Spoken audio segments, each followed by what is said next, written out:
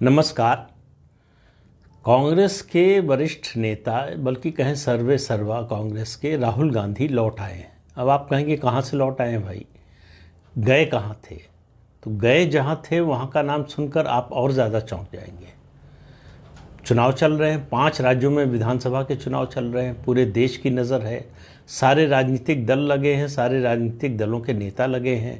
Congress party का stake सबसे ज़्यादा है शायद, कि अगर उसको 2024 के लोकसभा चुनाव में कुछ करना है, कुछ अपनी स्थिति को सुधारना है, तो इन राज्यों में स्थिति सुधारने से उसकी शुरुआत हो सकती है। ऐसे में राहुल गांधी कहाँ चले गए? जाहिर है विदेश गए थे, देश में तो कहीं जाते नहीं हैं।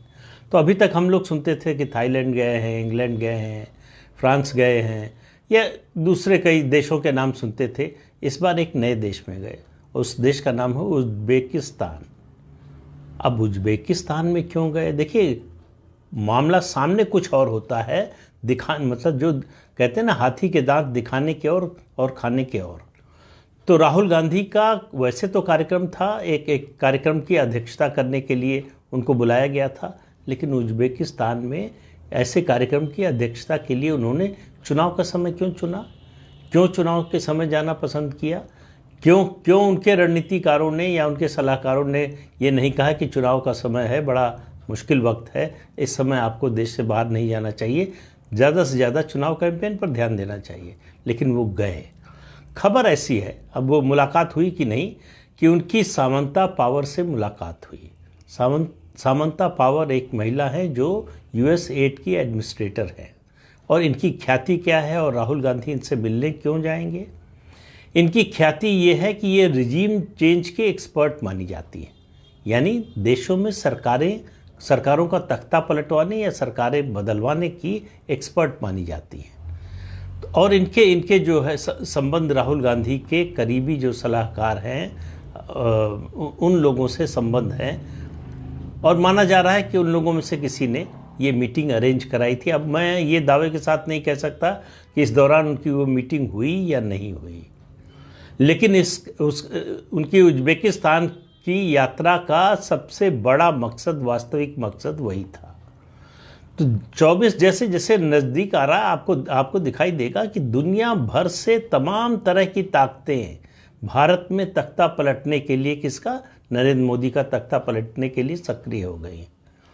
तो राहुल गांधी उनसे मिलने गए थे, मिलकर लौट आए हैं। लौट कर आए तो उनके दिमाग में भारत आते ही सिर्फ एक शब्द गूंजता है और वो शब्द है अडानी।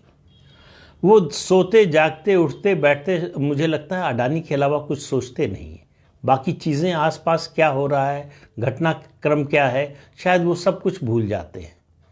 यही वजह है कि इतवार को जो वो छत्तीसगढ़ के राजनांदगांव में एक इलेक्शन रैली को संबोधित कर रहे थे।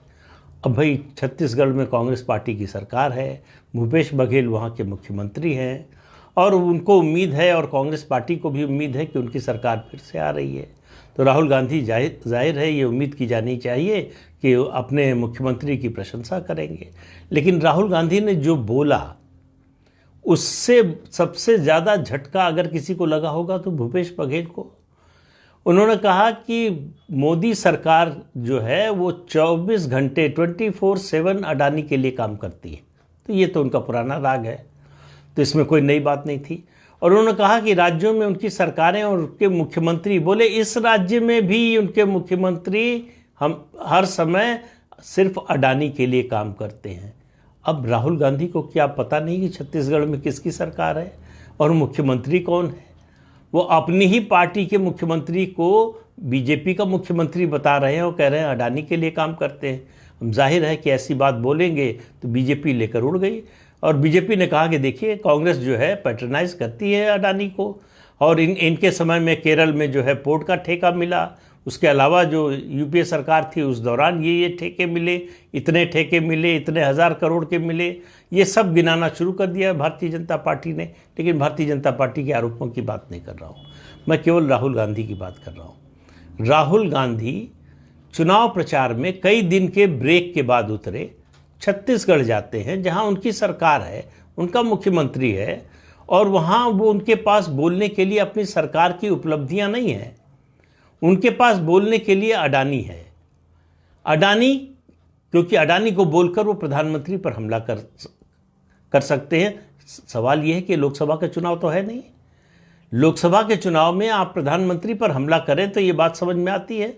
विधानसभा के चुनाव में अगर स्थानीय बीजेपी नेताओं या जो पहले मुख्यमंत्री रहे डॉक्टर रमन सिंह, उनके कार्यकाल के बारे में बोलते, उसकी आलोचना करते, या भूपेश बघेल के कार्यकाल की जो है प्रशंसा करते, ये दोनों नहीं किया, तो उनके पास तय होता है। जैसे कुछ विश्वविद्यालयों के बारे में कहा जाता है, कुछ छात्र होते हैं जो सब्जेक्ट जो ले लेते हैं उसके 5 सवाल तैयार कर लेते हैं और वही 5 सवाल रट कर जाते हैं, लिख कर आ जाते हैं।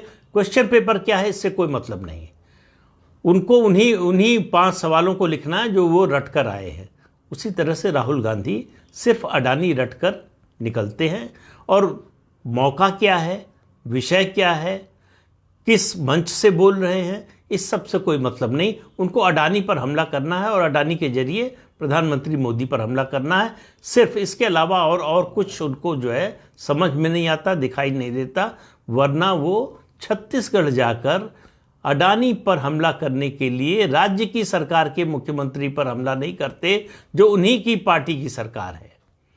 तो बात इसकी नहीं है कि वो बात उसकी नहीं है कि अडानी के मामले में चलिए स्लिप ऑफ टंग हो गई, ये मान सकते हैं, और किसी से भी हो सकता है। कोई भी बोलने में ऐसा फिसल सकती है ज़बान और गलती से बोल सकता है। लेकिन बात उसकी नहीं है कि गलती से बोल दिया, बात उसकी है कि आपका माइंडसेट क्या है, आपके दिमाग में क्या चल रहा है, आपकी मनस्थिति क्या है, इससे पता चलता है। यानी आप ऐसे नेता हैं जिसके पास और दूसरा कोई मुद्दा ही नहीं है।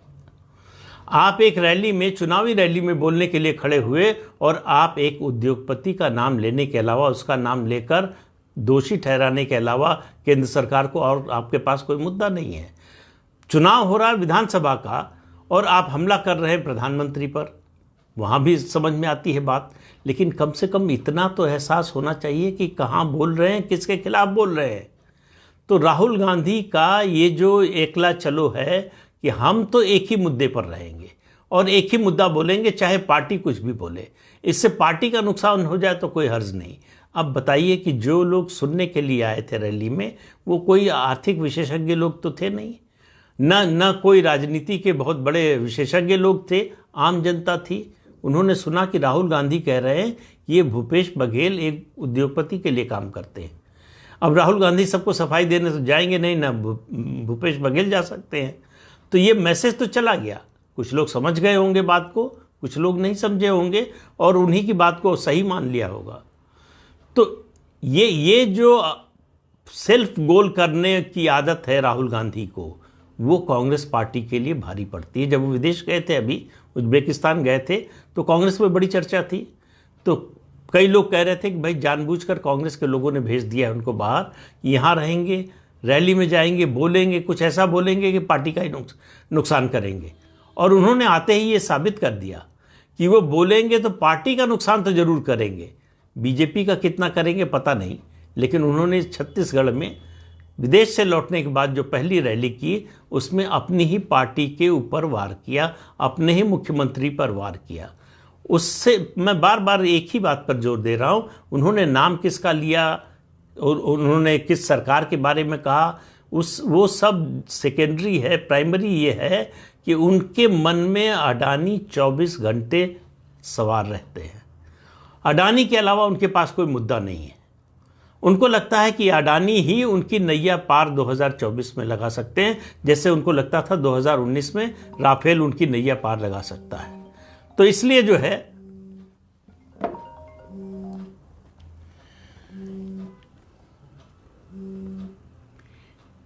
राहुल गांधी जितना प्रचार करेंगे और जितनी बार ऐसी बातें करेंगे, उतना अपनी पार्टी का नुकसान और भारतीय जनता पार्टी का फायदा करेंगे। तो आने वाले समय में, अभी तो विधानसभा के चुनाव चल रहे हैं 5 राज्यों के, उसके बाद देखिए लोकसभा का चुनाव आएगा, उस दौरान क्या करते हैं। तो राहुल गांधी से भाजपाइयों से ज़्यादा कांग्रेसी डरे हुए रहते हैं। ऐसा नेता आपने इससे पहले कभी देखा नहीं होगा जिससे उसी की पार्टी के लोग डरे रहते हो। तो इस अंक में इतना ही, अगले अंक में फिर मिलेंगे। नमस्कार।